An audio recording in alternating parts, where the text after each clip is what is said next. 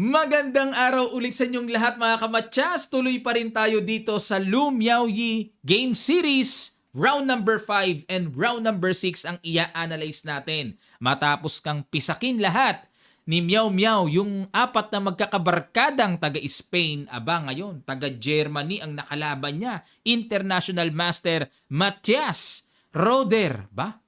Matthias? Kamatsas ka ba? Di umano, nag-offer ng draw si IM. Tinanggap ba ni Miao Miao? O tingnan natin. Ang ginawa ni Matthias, nag-knight F3, nag-knight F6 si Miao Miao, G3, D5. Ayan. Bishop G2, E6. Napaka-solid, no? Palaging ginagawa ni Miao Miao sa block yan. Knight F3, Bishop E7, C4, Castle, D4. Ayan, katalan na, nauwi. At kinapture ang C4, main line. Queen A4. Ang intensyon syempre para bawiin ang pawn. At nag-A6. Capture, B5 para may tempo. Queen C2, Bishop B7. Nakatipid ng isang tempo sa development. At nag-Bishop G5, Knight BD7. Capture, Knight takes. Knight BD2, bookline pa rin. Rook C8 para iahanda na ni Miao Miao ang C5 break at nag-Knight B3 pinigilan ni IM. Bishop E4, Queen C3, Knight D5, ayan na, hinabol ng atake. Queen D2, C5, talagang nasunod pa rin ang gusto ng batang ito. Takes, tumira, Rook FC1, usually tira muna bago offer ng draw. Nag-offer ng draw sa malamang dito si IM Kamatsas. At inaccept ni Miao Miao. Natakot na balahibuhan dito si IM Roder.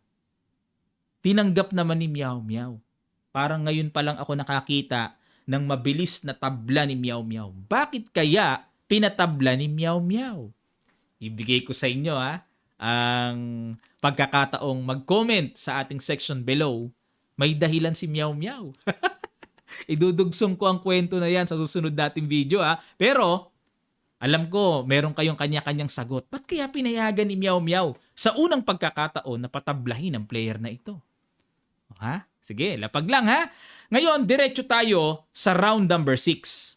Ayan, sila na naman ang nagtapat. Kung matatandaan nyo po, itong si IM Moral Garcia ng Spain, nakalaban yan ni Miao Miao sa long game. Pinisak ni Miao Miao. Pero this time, ang sabi nung apat na taga Spain na magkakabarkadang pinisak ni Miao Miao, Coach, bawi ka naman. May straight na tayo niyan. Estudyante pala ni IM Serapin yung mga pinisak tinalo din nga mismo siya sa long game, di ba? Sabi niya, oo, bawian ko yan. Wala akong awa ngayon sa batang yan. Wala, sumusobra na yan. Tingnan natin ang latag. Ang ginawa ni Miao Miao, nag-Knight F3, Knight F6 si Serapin, C4, English opening, E6, E3. Ngayon ko lang nakitang opening ni Miao Miao to C5, ginaya lang. B3, Knight C6, Bishop B2, Bishop E7, Bishop E2, Castle, G4. Uwian na. Ang tindi na naman ng G4 novelty. Ang mga nagdaang laban na dito, Castle, D4, at A3. Ngayon pa lang nagkaroon ng record dito sa Lichess Opening Masters database na G4. Ang aga namang balagbag niyan. Knight E4, hindi pinansin. Bakit? Ano ba meron kung capturein ang sacrifice na yan? Ang importante lang kay Miao Miao, mag-Rook G1. Mabuksan ng G-file, maka-atake. Pag nag-Knight F6, DD4 lang, ayon sa continuation dito ng computer engine ni Stockfish. Pero nakikita ko dito, basta importante, may pressure sa G-file. Yan si Miao Miao. Ang aga ng G4, no? Pero, nangamba dito si Serapin. Ayoko. Nag-Knight E4. G5. Sayo na yan, kuya. Sayong-sayo yan. Talagang binibigay, Kinapture na. Tigas ang ulo mo, Sige. Tingnan natin. May pagbabanta, Nag-Rook G1. Ayan na. O, di may atake sa G7, no? Lakas. Kinapture. Check pa pala. Nagulat ako. Kala ko naman. Check pa nga pala, check. Capture. Bishop F6, sinangga. 1 pawn down kang bata ka. Knight C3. Knight E5. Bishop E4. Knight G6. Nakabara na. 1 pawn down ka. Nag-Queen H5. Paano kayang... magka-castle queenside. Bishop E7. Ayun lang. Umangat ang evaluation bar. Dapat ang tira daw D6. O yan lang. Kaso, bakit kaya nag-Bishop E7? Umiiwas pa sa di ba? Diagonal. Nag-castle queenside. F5. Bishop C2. Bishop F6. Ibabalik din pala. Gusto lang mag-F5 para totally naka-block yung diagonal. E4. Kaso si Meow Meow. Anong sara-sara? Binubuksan ng batang yan. Knight F4 pasok. Atake sa Queen. Queen F3. Bishop E5. Dinipensahan. Kinapture. Takes. Naku, talagang grabe talagang bata ito. D4. Salbahe ang mga tira. Di pwedeng capturein ng bishop. Makukuha knight. Kinapture ng pawn. Knight D5. Maanghang. Nag-knight G6. Hindi pwedeng capturein. Queen takes, lipad ang bishop. Okay? Nag-knight G6. Nagkatinginan yung mga taga-Spain. Nanonood yung apat sa coach nila. Di sabi ni Serapin, napapangiti pero ngiting nangangamba. Yung ngiti, may pangamba sa likod ng mukha Nag-H4. Naku, talaga namimigay talaga ng po ng batang ito. Pamigay na naman. Capturein. Pamigay na naman. Mag-H5 na. Malakas ang puwersa niya. Napilitan ngayon si coach. Queen takes H4. King B1. Umiwas muna para walang mga check-check diagonal. At nag-D6 para bibigyan na ng buhay ang tulog na bishop. Nag-Bishop C1. May Bishop G5 na paparating. Nag-F4 binalak. Uy, bigay ang knight Nag-knight C7 inatake muna ang tore. Kasi kung kakapturin po ang knight, takes at talagang lulubos-lubusin, may Bishop F5, tusok yan. Lipad ang tore.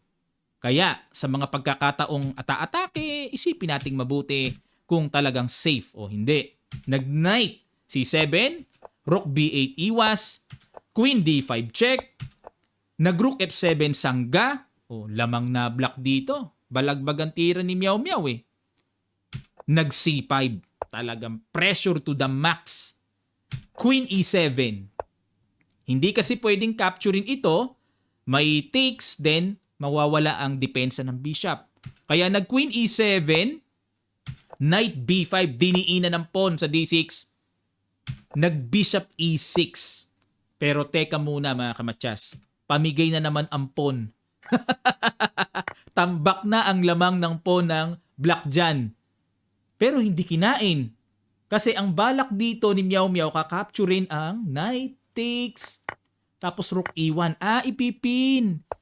Bishop F5. Rook takes E5. May katwiran. May gulo-gulong magagawa. May gulo-gulo.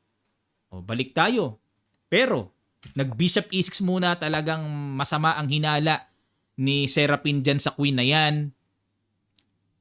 C takes D6. Naku, pagkalamang-lamang na ang laki na ng lamang ni coach. Bishop takes. Takes. Takes. Nawala na queen. Napangiti yung apat na estudyante ni Serapin. Okay na. Mababawi na tayo. Magkakaroon na tayo ng hustisya. Yun ang usapan, Ganda ng position ni coach. Si coach ngayon napapangiti. Kumpiyansa na ang mukha. Nag-Knight takes D4 ngayon. Rook C8. Bishop A3. Bishop F6. Knight B5. Magna-Knight D6 si Meow Meow. May mga gulo-gulo pa rin ina-apply. Bishop F3. Nag-Rook DE1. threat, pressure, rook D8, knight D6, inatake ang tore, nag-knight D5, teka muna, may knight C3 kasi si IM. Pero bakit hindi pwedeng iiwas lang ng simple, no? Matanong ko lang, pagka gumanyan, magna-knight takes B7, sacrifice sabay pitas yung knight, okay? Makaka-equalize ang puti. O kaya nag-knight D5, takes, mali pa rin ang tira ni Meow Meow. Kasi kung accurate ang pag-uusapan, ang tira daw ay bishop takes, then knight takes F7. Tingnan nyo po ang evaluation bar, no? Okay. Slightly better lang ang black. Pero, sabi nga ni Tal, we have two types of sacrifices. The correct ones and mine. Naalala ni Meow Meow yon. Tinagpas, balagbag ang pinili. King takes F7. Yun lang. Dapat daw dito tira, check. King C1. Ayan, tahiin muna ng mga check. Check. King C1, saka capturein. Lamang na lamang ang black. Winning. Teka muna. Balik tayo. Pero kinapture kaagad ni Serapin, nag-bishop B2. Masyadong malakas para walang knight C3. Tinuloy pa rin. Labang pa rin ng black, no? Bishop pair eh. Rook C1, bishop D2. Nakangiti yung apat na estudyante. Nag-aapiran pa sa likod. Tumatawa pang ganon. Galing, boy! Kumapture sa H7, bishop takes, king takes C1, rook D6, bishop C2, rook H6. Pupuntahan ni IM ang pawn. King D2, rook H2, king E1, rook H1. Talagang sigurista na talaga. Siniguro na talaga. Wala ka ng panggulo, girl. Sa isip ni coach, no? Takes. O, palit-palitan na eh. King E2. Lamang ng isang pawn dito. Same colored bishop pa. Losing talaga si Meow Meow. Wala na. King F6. F3. Yun lang. Medyo nakulong ang bishop ni IM Baka di makalabas. Nag-king E5. Yun! Naku, napatira ng mabilis si IM. Kasi gusto niya, king D4, king C3, kukunin yung mga pawn sa queen side. Di ba? Kaso, ang accurate daw, bishop G2, takas na para makaganon, no? O, di ba?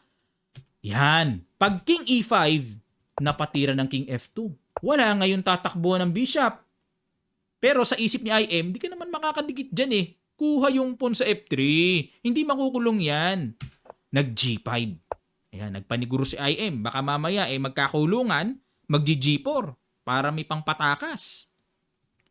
Nag-bishop E4. Pinagtibay muna. Tiniret ang pawn sa B7. G4. Talagang sinabayan na ni IM. Sabayan na. Sa'yo na yung pawn na yan, girl. Kinapture. King D4. Ayun. Pupunta sa C3. Sa B2, nag-A4. Yun lang. Blunder na naman ang tinira ni Meow Meow. Dapat daw ang tira, King G1. Pag kinapture, takes, King F2, King C3. Kasi kung magki-King E4, mag-B4, A4 lang hanggang sa makapag-produce ng pass pawn dyan. Babalikan din ng black king yan and ang white king mauubos ang pawns na yan. So dito binigay na continuation, king C3, takes, dito, A4 muna, takes, A5 muna, pag nag-A6 capture, ito mauuwi. Tabla. Oh, marireach na yung C1, tabla yan, di ba? Rook pawn eh. Yan. Pero dito, after king D4, nag-A4 si Meow Meow. Bumi na naman ang position. Nag-king C3, pasok. Nag-A5. King B3, nag-A6. Nag-King B4, yun lang mga kamatsas. Napatira ng King B4 si IM. Balibay nakangiti yung apat oh. Galing boy. Pero pag tira ng King B4 oh, napatigil yung isa. Yung isa may tira, 1900 eh. Napag ano, tumatawa yung tatlo. Yung 1600, tumatawa. 1400, tumatawa. Yung rating nila ha. Pero yung 1900, hindi nakatawa. Teka muna, boy. Blunder yata tira ni Coach ah. Naku. Pag-capture sa G4.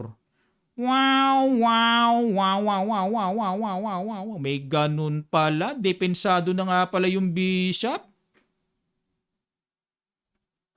Napatigil si Coach. Napaganto, napatingin sa mga estudyante. Oh. Napahimas ng mukha. Nag-F3 kasi hindi pwedeng sabayan eh. Pag sinabayan eh, di ang bilis ng proseso. Queen kagad yan. Napatira ng F3. Kinapture lang ni Meow Meow. Resign si Coach. Sakit. Lungkot yung apat. Bira naman si Coach. Oh. Sinuki naman. Oh. Suki na. Dalawang sunod. Bayan. Dismayado yung 1400. Kasi dito mga kamatsas, kaya nag-resign kasi magpapaspon na eh. Wala na eh. Naparesign. Balikan natin yung Blunderatious King B4. Dapat daw ang tira, capturein na lang. Tanggapin na ang tabla. Ayaw kasing tanggapin eh kasi ang tagal ba namang bumabad na lamang si Coach eh. Eh biglang, di ba, parang minsan mahirap tanggapin sa atin yung ganun eh.